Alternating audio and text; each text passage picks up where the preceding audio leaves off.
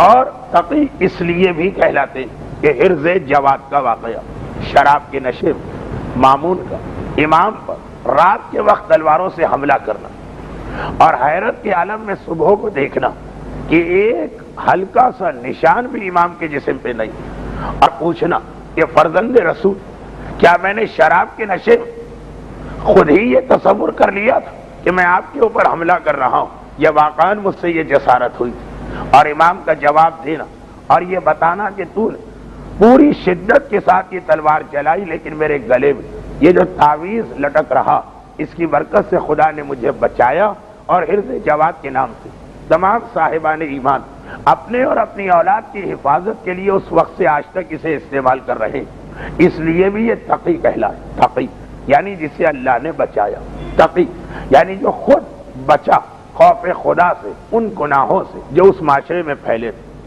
اور خاص بات جو آج مجھے بیان کرنا، اب دیکھیے یہ تقی کے حوالے سے کتنے واقعات آج بیان ہو سکتے ہیں۔ جو لوگ کل رات کو تھے انہیں پتا کہ کم سے کم 25 منٹ کا بیان فقط تقی کے پہلے معنی کے لیے ہو سکتا، لیکن چونکہ آج ہمیں سیرت امام کے تیسرے پہلو کو ذہن میں رکھ کے درس دینا، چنانچہ میں اس تفصیل میں نہیں جاتا۔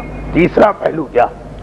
تیسرا پہلو امام جیسے بردبار، امام جیسے حلیم، امام جیسے کاذب، امام جیسے اس معصوم کی سیرت کہ جو ہر جگہ اپنے غصے کو کنٹرول میں رکھتا، ایک مقام پہ جلال میں آ گئے، اور جلال بھی ایسا کہ اپنے سگے اور بوڑھے چچا کو ان کا دامن پکڑ کے ہٹا رہے ہیں اور کہہ رہے ہیں کہ آپ غضب خدا کو دعوت دیتے ہیں۔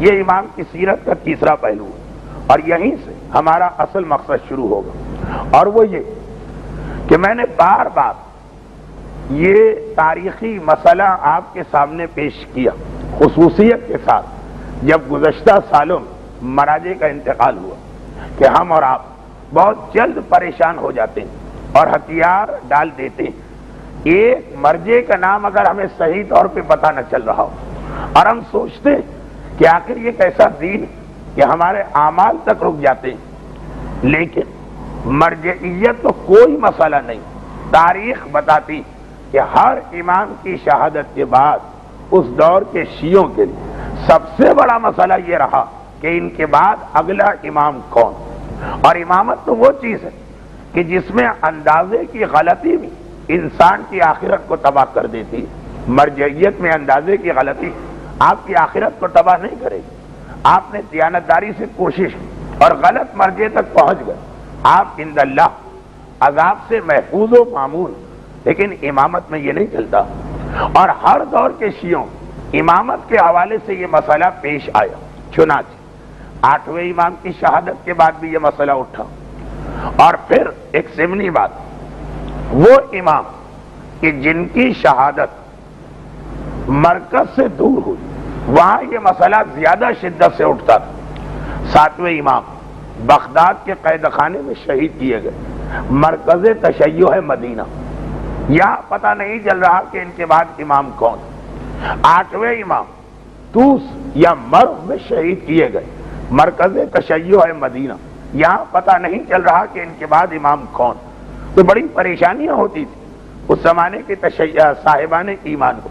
8ویں امام کی شہادت کے بعد بھی یہی ہوا کہ 8ویں امام کی شہادت کے بعد تو بلکہ دوہرا غضب ہو گیا، کیونکہ 8ویں امام کی اپنی زندگی میں 9ویں امام جن کی آج ولادت کی تاریخ ہے، جو امام آج اس دنیا میں آیا 10 رجب 195 ہجری، تو 8ویں امام کے ہوتے ہوئے ان کے اپنے گھر میں ان کے اپنے بھائیوں نے، ان کے بھائی کون ہوئے؟ 7ویں امام کے بیٹے، انہوں نے کہہ دیا کہ ہم اسے 8ویں امام کا بیٹا مانتے ہی نہیں۔ اور ایک عجیب بات، 8ویں امام کی والدہ جن کا تعلق افریقہ کے ملک سوڈان سے، جناب سبیکہ، لیکن یہ تو ہوئی ان کی جغرافیائی نسبت، ان کا تعلق جناب ماریا قبطیہ کے خاندان سے، خاندان کے اعتبار سے ماریا کے خاندان، اور علاقے کے اعتبار سے سوڈان میں۔ ماریا کون؟ ماریا رسول خدا کی وہ کنیز کہ جب ان سے رسول کو ابراہیم نامی بیٹا ملا تو بے عین ہی یہی اعتراض ماریا پہ لگا کہ یہ بیٹا رسول کا بیٹا نہیں اور انہی ماریا کی اولاد ہے۔ ایک خاتون سبیکہ نام 8ویں امام کے حرم میں داخل ہوئی اور ان کو اولاد ملی، اور ایسی اولاد جو امام تقی کہلائی، اور اعتراض یہ کیا گیا کہ ہم انہیں 8ویں امام کا بیٹا نہیں مانتے، اور اسی لیے 8ویں امام نے ایک مرتبہ یہ فرمایا تھا کہ میرا بیٹا مسیح عیسیٰ، یعنی جو اعتراضات عیسیٰ کے حوالے سے تاریخ میں آتے وہ میرے اس بیٹے پہ لگیں گے۔ عیسیٰ کے حوالے سے پہلا اعتراض یہ کہ یہ اتنا کم سے نبی کیسے بن سکتا، 9ویں امام پر یہی اعتراض، اتنا چھوٹا امام کیسے بن سکتا۔ عیسیٰ کے حوالے سے دوسرا اعتراض ان کی ماں مریم، لقد جئتک شیئا فریا، قرآن کہتا کہ قوم کہہ رہی کہ اے مریم تم ایک گناہ والی چیز کو اٹھا کے لے آئی ہو، بے عین ہی یہی اعتراض جناب سبیکہ نوبیہ پر۔ تو وہ سارے واقعات کی مشابہت، تو 9ویں امام کی امامت تو ڈبل مسئلہ ہو گیا۔ ایک تو ویسے جو امام شہر سے باہر شہید ہو، اس کے بعد امام کون، اس میں اعتراض، اور یہاں تو 9واں امام وہ کہ ان کے باپ کی موجودگی انہیں ان کا بیٹا ماننے سے ہی انکار کر دیا گیا، اگرچہ 8ویں امام نے سختی کے ساتھ اس پروپیگنڈے کا مقابلہ کیا، مگر شک تو دلوں میں آ گئے، اور کیونکہ بات خاندان کی تھی تو امام نے اس مسئلے کو خاندان تک رکھا، لیکن باہر تو یہ بات پھیلتی چلی گئی، اور لوگ اس لیے بھی سوچ میں پڑ گئے کہ یہ الزام یزید نہیں لگا رہا، یہ الزام ابو لہب نہیں لگا رہا، ارے یہ الزام تو 8ویں امام کے اپنے بھائی لگا رہے، کچھ تو حقیقت ہوگی، کوئی تو بات ہوگی۔ اور پھر اسی حالت، اس سے پہلے کہ مسئلہ پورا صاف ہو، 8ویں امام کو ہجرت کرنا پڑی، اور ایسی ہجرت جس کے بعد واپس بھی نہیں آئی، اور 9ویں امام کے پاس امامت آ گئی، لیکن عام شیعہ اب تک کنفیوز تھی۔ اس میں یہ واقعہ پیش آیا، مدینے سے 3 میل ایک جگہ ہے سریہ، سوات کے ساتھ لکھا اسی طرح جاتا جیسے آپ لاہور سریہ لکھتے، مگر سوات کے ساتھ، یہ مدینے سے 3 میل کے فاصلے پر 7ویں امام کی ایک زمین تھی، ایک جائیداد، بڑی پرفضا، بہترین باغات، پانی کا انتظام، فصلیں، وہاں پر سارے کے سارے شیعہ دنیا کے نمائندے جمع ہوئے، مثلا ہر شہر سے وہاں کا ایک بزرگ آیا، قم سے بھی آئے، مشہد سے بھی آئے، مشہد تو نہیں خراسان، اسی طرح بغداد سے، اسی طریقے سے دمشق سے، جہاں جہاں شیعت پھیلی، اور یہ جو کہ 7ویں امام کی جائیداد، تو 7ویں امام کا مکان، اور ان کی اکثر اولادیں یہیں پہ رہتی ہیں۔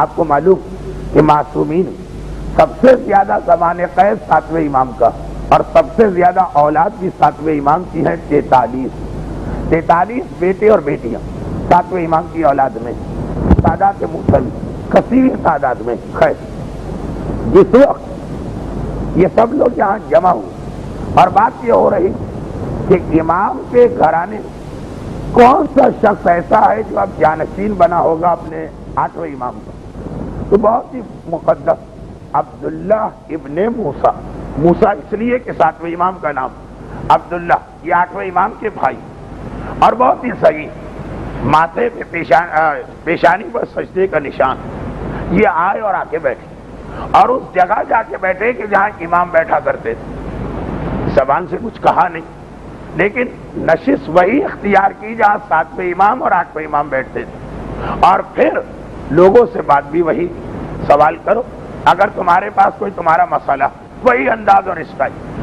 اب لوگوں نے سوال شروع کیا، مگر کچھ لوگوں کے پاس چھٹے امام کی ایک حدیث، ان کے کان کھڑے ہو گئے۔ چھٹے امام کا ایک فرمان ہے کہ حسن اور حسین کے بعد اب خدا امامت کو 2 بھائیوں میں کبھی نہیں رکھے گا، یہ فرمان چھٹے امام کا تھا۔ آج کل چون ہمیں ان فرامین کی ضرورت نہیں، اس لیے ضرورت نہیں کہ اب اس کا محل ختم ہو گیا، جیسے زکوٰۃ کے مسئلے، کرنسی نوٹ پہ زکوٰۃ نہیں ہے، سکے پہ زکوٰۃ، چنانچہ وہ مسائل بیان نہیں ہوتے، لوگ اس پہ ذرا جسبوز ہوتے ہیں اور گھبراتے ہیں۔ یہ تو پھر بھی فرعی مسئلہ، عقائد کے مسئلے میں جس چیز کی آج ضرورت نہیں وہ بیان نہیں کی جاتی، لیکن اس وقت ضرورت ہے کیونکہ ابھی سلسلہ امامت نامکمل۔ تو وہ لوگ جو چھٹے امام کا یہ فرمان سنے تھے کہ خدا حسن اور حسین کے بعد اب دو بھائیوں میں امامت کو نہیں رکھا، انہوں نے تو پہلے ہی فی الفور فیصلہ کر دیا کہ یہ موسیٰ کے بیٹے عبداللہ اب یہ امام نہیں ہو سکتے، کیونکہ جب موسیٰ کا ایک بیٹا علی رضا امام ہو چکا تو اس کا بھائی امام نہیں ہو سکتا۔ ان کے اعتبار سے چیپٹر کلوز۔ لیکن ہر حدیث ہر آدمی نے اس وقت بھی نہیں سنی، باقی لوگ متوجہ ہوئے اور کسی نے ایک سوال ایسا کر لیا کہ اگر اس درس میں بچے نہ ہوتے تو میں یہ تفصیلی سوال پڑھ کے بھی سناتا۔ خیر، کسی جانور کے ساتھ فعل حرام کرنے سے متعلق ایک سوال تھا، اور ایک بار یہ سوال ہوا اور ادھر موسیٰ کے بیٹے عبداللہ نے یعنی ساتویں امام کے بیٹے عبداللہ نے اس کا ایک جواب دیا۔ جیسے ہی جواب دیا، مکان کا اندر کا دروازہ کھلا اور 8 سال کی عمر 8 سال میرے نوے امام باہر اور جلال کے عالم میں باہر، اور آتے ہی اپنے چچا کے دامن کو پکڑا۔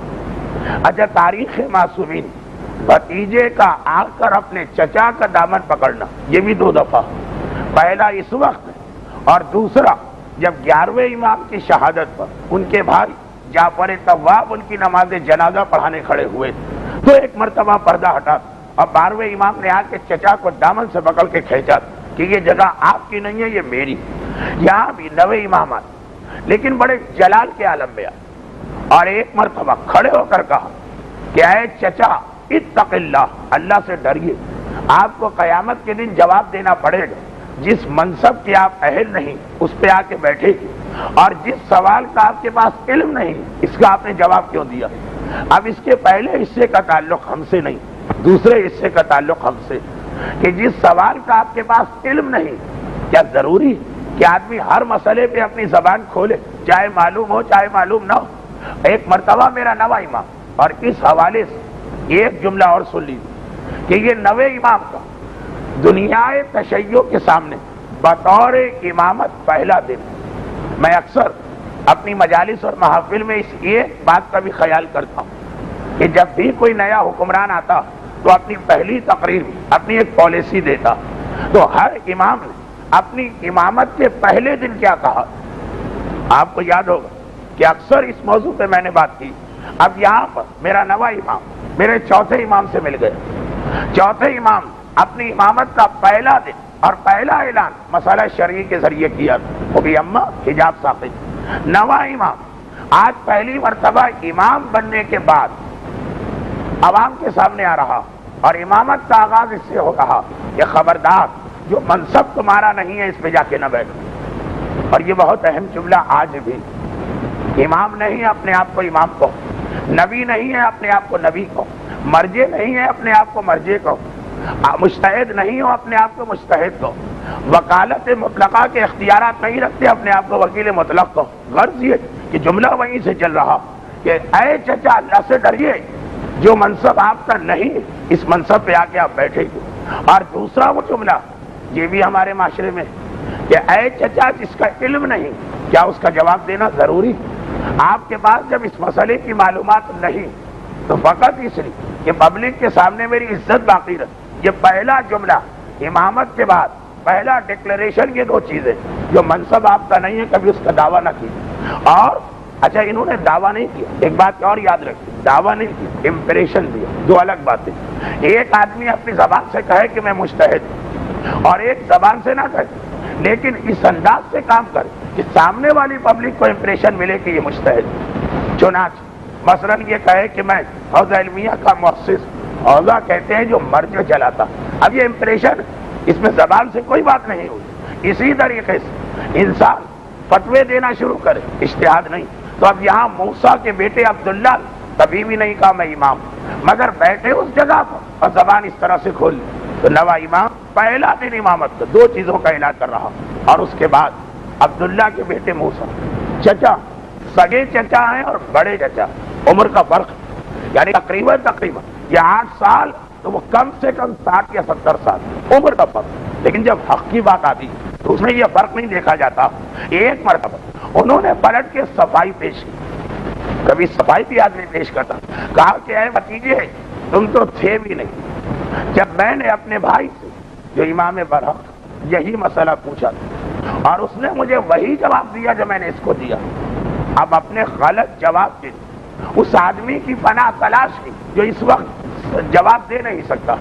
8ویں امام کا نام لیا. اب یہاں کہاں سے 8ویں امام آئے کہ یہ ثابت ہو جائے کہ یہ جھوٹ بات کر رہے کہ سچ بات کر رہے. کہا میں نے تو خود اپنے 8ویں امام سے یہ مسئلہ پوچھا تھا، یعنی ان کے بھائی 8ویں امام، انہوں نے یہ جواب دیا. اور کوئی شخص ہو چپ ہو جائے، لیکن جو کہ نواں امام اور امام ان چیزوں کے بارے میں غیب کا علم رکھتا. کہا چچا اگرچہ میں اس وقت پیدا نہیں ہوا تھا لیکن مجھے یہ بھی معلوم کہ آپ نے کیا مسئلہ پوچھا تھا اور یہ بھی معلوم کہ میرے بابا نے کیا جواب دیا. یہ نواں امام امامت کے پہلے دن کا آغاز ایک معجزے سے کر رہا.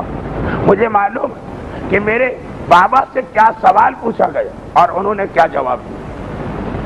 یقیناً میرے بابا وہی جواب دیا جو آپ نے دیا. پھر تو بات ختم ہو. میرے بابا نے وہی جواب دیا جو آپ نے دیا. جواب بالکل صحیح مگر سوال الگ تھا.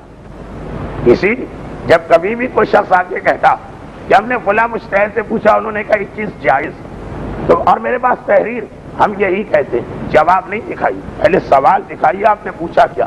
جواب تو ایک جیسا ہو سکتا، دار و مدار آپ کے سوال پر. نویں امام کا جملہ سنی، یہی پہ بات ختم. یعنی اب مسائل کا بیان. ڈکلیریشن آ گیا امامت کا پہلے دن، جسے غالباً فوجی زبان میں کہا جاتا ہے order of the day. Hare chief of staff جس دن آتا پہلے دن ایک حکم جاری کرتا ہے، فرمان امروز. اب نویں امام کا فرمان، منصب نہ ہو دعویٰ نہ کرنا، علم نہ ہو کبھی جواب نہ دینا. اور جب کہا کہ یہ سوال تو میں تیرے بابا سے پوچھ چکا ہوں اور تو اس وقت پیدا بھی نہیں ہوا تھا، تو نویں امام کا اطمینان دیکھیے، یہ امامت کی شان. کہا آپ نے صحیح کہا، میرے بابا نے جواب وہی دیا جو آپ نے دیا. بس مجبوری ایسی کہ اس قسم کے واقعات کھل کے مجالس اور درس میں بیان نہیں ہو سکتے. اس کے لیے آپ کو کتابیں پڑھنا پڑیں گی، کیونکہ بچے بچیاں مرد عورتیں سب ہوتے. کہا کہ جواب ایک ہے، سوال الگ ہے. آپ سے سوال پوچھا گیا جانور کے ساتھ اگر کوئی وہ ظلم کرے، اور میرے بابا سے سوال پوچھا گیا کہ اگر کوئی قبر کھود کر کسی عورت کی میت کو نکالے اور ظلم کرے.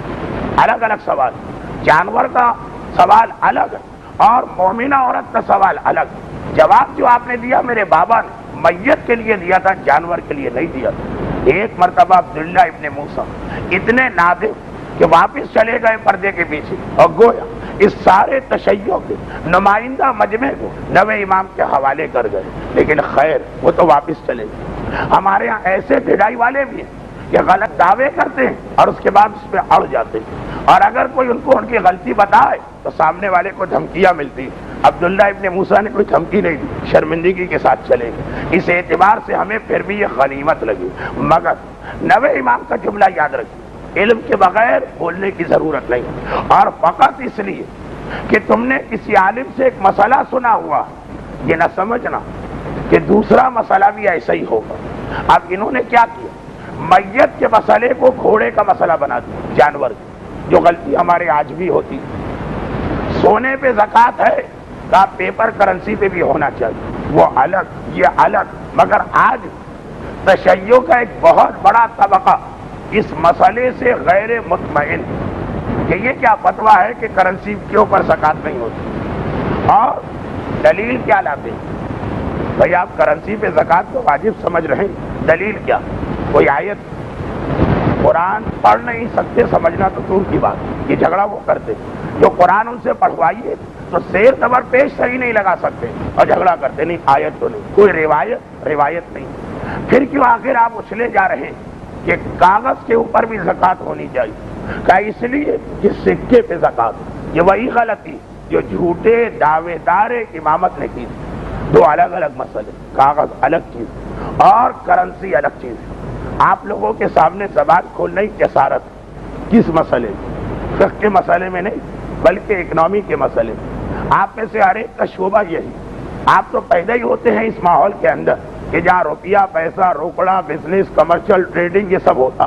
لیکن پھر آپ کے علم میں ہوگا کہ پیپر کرنسی کوئی زیادہ پرانی چیز نہیں، صحیح معنوں میں اسی 20ویں صدی کے شروع میں جو ابھی حال ہی ٹائمز نے اپنا ایک خصوصی ایڈیشن نکالا تھا کہ 20ویں صدی کا شروع کیا ہے اور آخر کیا، تو کرنسی کے حوالے سے اس میں ایک سیکشن تھا۔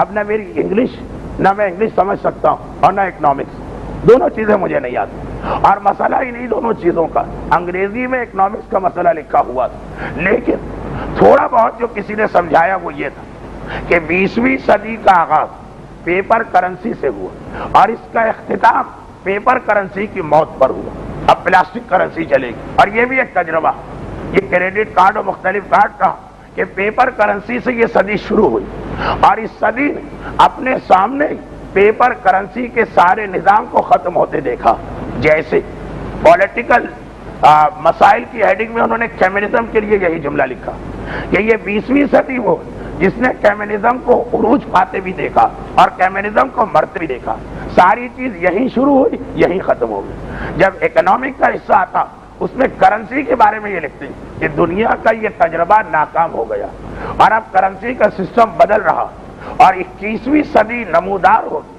پلاسٹک کرنسی کے تصور کے ساتھ پیپر کرنسی چلی گئی۔ تو یہ بہت نئی چیز اور تجرباتی مرحلہ، اور ایک بات دنیا میں کہیں کہیں یہ آواز بلند ہو رہی کہ کرنسی کا یہ سارا سسٹم ناکام اور ساری دنیا کی اکنامکس کو تباہ کر رہا، واپس وہی پرانا سسٹم آ جائے کہ سکے کی ویلیو کا اندازہ اس بات سے کیا جائے اس میں کتنا سونا، بس۔ تو یہ کہنا کہ اسلام کے اندر جو سکے کے زکوٰۃ کا حکم آج ساری دنیا اس کو چھوڑتی اور اب یہ نظام نہیں آئے گا، یہ لا علمی اور جہالت کا نتیجہ، مگر کون سی جہالت؟ آدھی جہالت، جن کو نہ اکنامکس کا پتہ اور نہ شریعت کا پتہ اور دونوں پہ ایک ساتھ بولنے کو تیار، ان کی یہ غلطی، یہ ایک تجربہ ہے پیپر کرنسی جو فیل۔ اب پلاسٹک کرنسی یورپ میں تو ہر جگہ، کسی کی جیب میں آپ کو پیپر کرنسی یورپ میں نہیں ملے گی سوائے ہم جیسے لوگوں کے کہ جن کو پتہ ہی نہیں کہ وہاں کا نظام کیا، اور پلاسٹک کرنسی کے بارے میں بھی لکھا، ایک تجربہ ہے، ایک جوا کھیلا جا رہا، اب دیکھیں اس کا کیا نتیجہ نکلتا، تو کوئی تعجب نہیں ایک مرتبہ گھوم 100-150 سال کے بعد دوبارہ وہ سکے کا نظام آ جائے، لیکن وہ نظام آئے کہ نہ آئے، یہ بحث خود یہ بتا رہی کہ سکے والی کرنسی کے اثرات معاشرے میں کچھ اور ہوتے اور نوٹ کے اثرات معاشرے میں کچھ اور ہوتے، یہ ساری اکنامیکل خرابیاں خصوصاً انفلیشن یا افراط زر، اس کی ذمہ داری پیپر کرنسی میں ڈالی جا رہی۔ جس ملک کا دل چاہتا ہے دھڑا دھڑ نوٹ چھاپ لیتا، اگر سونے کے بنے ہوئے سکے ہو یہ کبھی بھی کنٹرول سے باہر نہیں ہوگا۔ آج اب میں یہ نہیں کہہ رہا پھر دوہرا کہ دوبارہ یہ سکہ آئے گا کہ نہیں آئے گا، لیکن آج یہ بحث بتا رہی کہ پیپر کرنسی اور سکے میں ضرور کوئی فرق ہے، دونوں الگ الگ چیزیں، یہی شریعت مطہرہ کہہ رہی ہے، الگ چیزیں، اور ایک کا مسئلہ دوسرے پہ نہیں آئے۔ ایک اور بات سن لیجیے، ایک اور بات، اور وہ یہی بحث نماز جمعہ میں چھیڑ دی جاتی ہے۔ میں بات کیا کر رہا تھا؟ نوے امام کی سیرت کا جملہ، اور وہ کیا جملہ ہے؟ سیرت امام نہم کہ بغیر علم کے بولو نہیں، اور خصوصاً ایک مسئلہ اگر تم نے امام سے بھی سنا، سگا بھائی اپنے سگے بھائی سے مسئلہ سنتا ہے جو امام سے، تب بھی وہ مسئلے کا مورد الگ، اس کو ہر جگہ نہ پھیلاؤ۔ چنانچہ میں نے مثال زکوٰۃ کی، اب آئیے مثال نماز جمعہ کی، مگر نماز جمعہ کی مثال الگ سے کیوں؟ اپنا موضوع شروع کر اس موضوع کے بیچ میں جہاں لفظ جمعہ رہا وہاں پہ یہ مثال کیوں نہ دی؟ خلاصہ یہ نکلا کہ ہمارے نوے امام نے ارشاد فرمایا کہ میری امامت کا آغاز اس حقیقت سے ہے کہ مسئلہ جب پوچھنا ہے جاننے والے سے پوچھو اور اندازوں سے کبھی کام نہ چلاؤ۔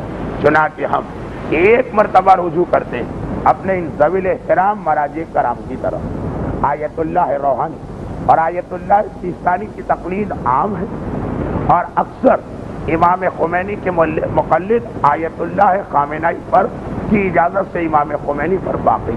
چنانچہ آج باقاعدہ طریقے سے مسائل کا آغاز ان تین مراجع کے فتوے کی روشنی میں، لیکن اب یہ لیکن لوگوں کو بہت ڈرا دیتا ہے کہ لیکن آتا ہے اور پورا موضوع ختم ہو جاتا ہے، نہیں، یہ والا لیکن موضوع کو ختم کرنے کا نہیں، یہ صرف ایک تمہیدی اعلان۔ لیکن آیت اللہ سیستانی کے مقلد سوائے ان بچوں کے جنہوں نے آغائے خوئی کی موت کے بعد ہوش سنبھالا، بالغ نہیں، ہوش سنبھالا، ان کو چھوڑ آغائے سیستانی کا ہر مقلد مجبور ہے مرحوم مرجع پر باقی رہنے پر۔